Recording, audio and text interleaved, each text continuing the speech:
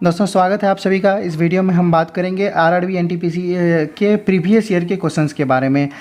कौन से क्वेश्चन हैं जो बार बार पूछे जाते हैं। ये एक सीरीज़ चलेगा, ठीक है। लगभग कुछ दिनों के अंदर वीडियो अपलोड होते रहेगा, तो आप चैनल को जरूर सब्सक्राइब करिएगा आने वाले वीडियोज़ को देखने के लिए।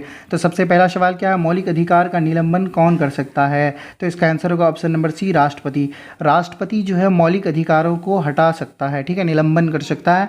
उसके बाद मौलिक अधिकार का जो है भाग 3 में वर्णित किया गया है। संविधान के भाग 3 में मौलिक अधिकारों को जो है वर्णित किया गया है। उसके बाद दूसरा सवाल क्या है कि महावीर का मूल नाम क्या था? महावीर का मूल नाम जो है ऑप्शन नंबर सी, वर्धमान था, ठीक है।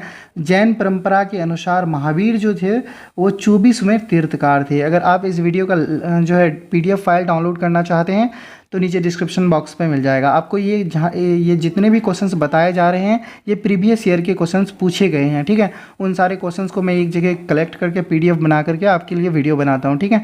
अगर आपको पसंद आए तो नीचे जो है वीडियो को लाइक और चैनल को सब्सक्राइब ज़रूर कीजिएगा।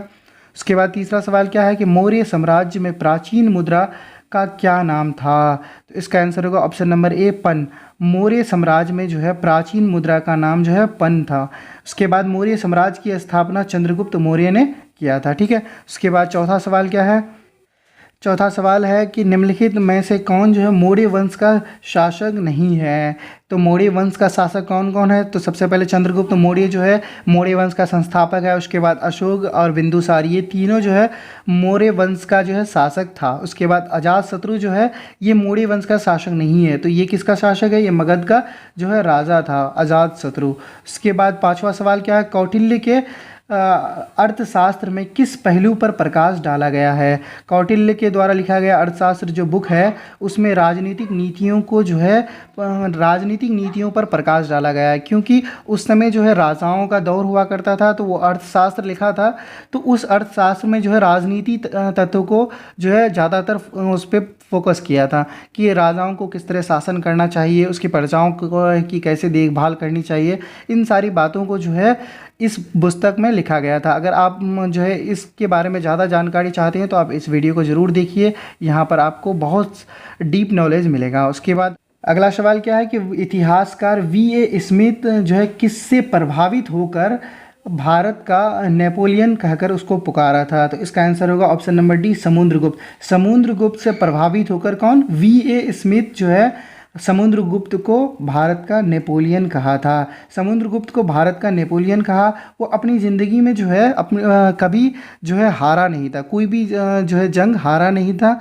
उसका विजय अभियान भारत के हर क्षेत्र में जो है कामयाब रहा था। उसके बाद अगला सवाल क्या है कि संस्कृति, भारतीय संस्कृति का स्वर्ण युग यानी गोल्डन एज कहा जाता है? तो इसका आंसर होगा ऑप्शन नंबर डी, गुप्त काल को जो है भारतीय संस्कृति का स्वर्ण युग कहा जाता है। उसके बाद अगला सवाल है नाट्य शास्त्र की रचना किसने की थी? तो इसका आंसर होगा ऑप्शन नंबर सी, भरत मुनि।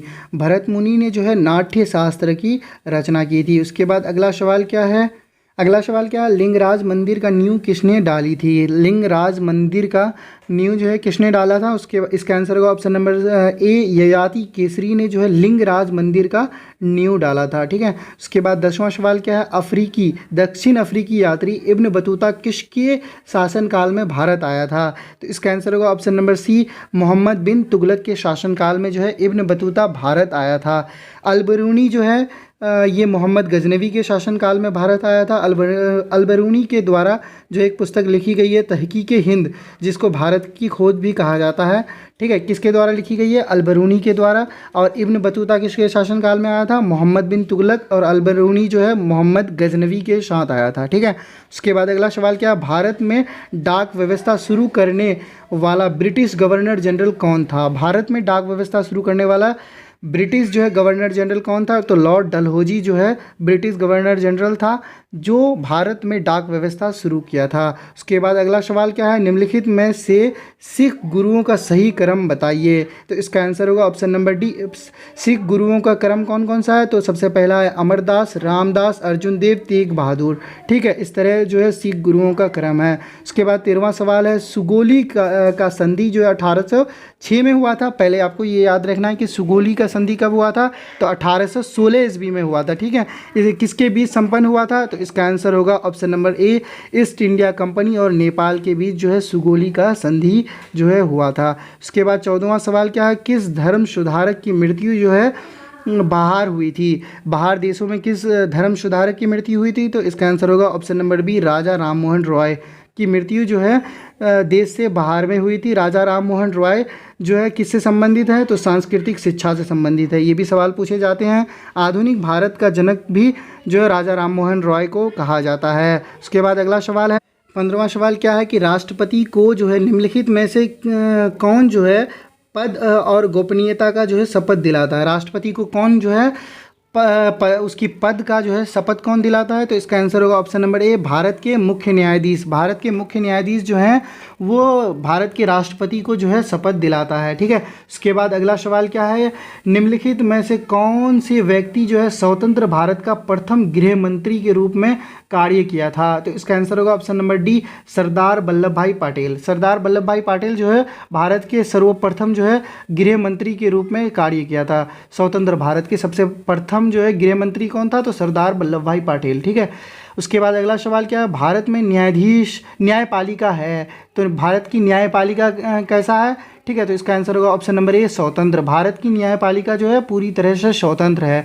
उसके बाद अगला सवाल क्या है? निम्नलिखित में से कौन सबसे पहली महिला वकील है जिसको जो है सीधे उच्चतम न्यायालय के न्यायाधीश के रूप में नियुक्त किया गया? तो इसका आंसर होगा option number D, Indu Malhotra. Indu Malhotra जो है सीधे वो उच्च न्यायालय के न्यायाधीश के रूप में कार्य किया है, ठीक है। आपको ये जितने सारे क्वेश्चंस बताए जा रहे हैं तो ये सारे क्वेश्चन जो है अब तक आरआरबी एनटीपीसी में पूछे गए सवाल हैं, ठीक है। मैंने बहुत जगह से इसको कलेक्शन किया है। अगर आपको वीडियो वाकई में पसंद आया तो नीचे आप जो है कमेंट बॉक्स पे कमेंट कर सकते हैं। मैं इस सीरीज़ के लिए आगे वाले वीडियोस में जो है अच्छे से कुछ क्वेश्चंस को लाने की कोशिश करूंगा जो आपके आने वाले एग्ज़ाम में जो है हेल्प कर सके, ठीक है। उसके बाद 19वां सवाल क्या है कि केरल का उच्च न्यायालय कहाँ स्थित है? तो ये क्वेश्चन ऑफ द डे है जिसका जवाब आपको नीचे कमेंट बॉक्स पे देना है, ठीक है, क्योंकि कमेंट भी आपको करना ज़रूरी है। आपके लिए जो है ज़्यादा से ज़्यादा वीडियो बनाने की कोशिश करूँगा, ठीक है। उसके बाद 20वां सवाल क्या है? सिंधु नदी का उद्गम स्थल कहाँ पर है? तो इसका आंसर होगा ऑप्शन नंबर सी, मानसरोवर झील। मानसरोवर झील में जो है सिंधु नदी का जो है उद्गम स्थल है। उसके बाद अगला सवाल क्या है कि किस प्रकार की मिट्टी में जो है कार्बनिक पदार्थों की अधिकता होती है? यानी किस मिट्टी में जो है कार्बनिक पदार्थ जो है सबसे ज़्यादा पाई जाती है? तो इसका आंसर होगा ऑप्शन नंबर बी, काली मिट्टी।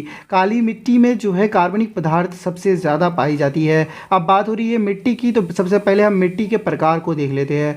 तो सबसे पहला कौन सा है? जलोढ़ मिट्टी, काली मिट्टी, उसके बाद लाल मिट्टी, उसके बाद लेटराइट मिट्टी, उसके बाद जो है रेतीली मिट्टी भी इसको कहा जाता है। उसके बाद मिट्टी जो है 5 प्रकार की होते हैं।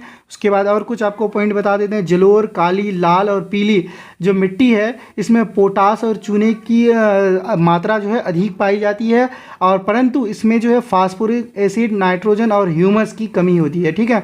आपको ये भी सवाल पूछा जा सकता है, 4 ऑप्शन देगा और उसमें बताएगा कि फास्फोरस और नाइट्रोजन की कमी जो है किस मिट्टी में पाई जाती है। तो जलोढ़, काली, लाल और पीली ये जो 4 मिट्टी हैं इनका नाम आप याद रखिएगा। इसमें जो है फास्फोरस, नाइट्रोजन और ह्यूमस की कमी होती है और पोटास, चूने की मात्रा जो है इसमें बहुत ज़्यादा होता है, ठीक है। तो ये था हमारा सबसे पहला वीडियो। अगर आपको वाकई में वीडियो पसंद आया तो वीडियो को लाइक और चैनल को सब्सक्राइब ज़रूर कीजिएगा और बताइएगा कि इस वीडियो में क्या कमी रह गई है। अगर हम हो सके तो अगले वीडियो में इस कमी को दूर करने की कोशिश करेंगे। तो वीडियो देखने के लिए धन्यवाद।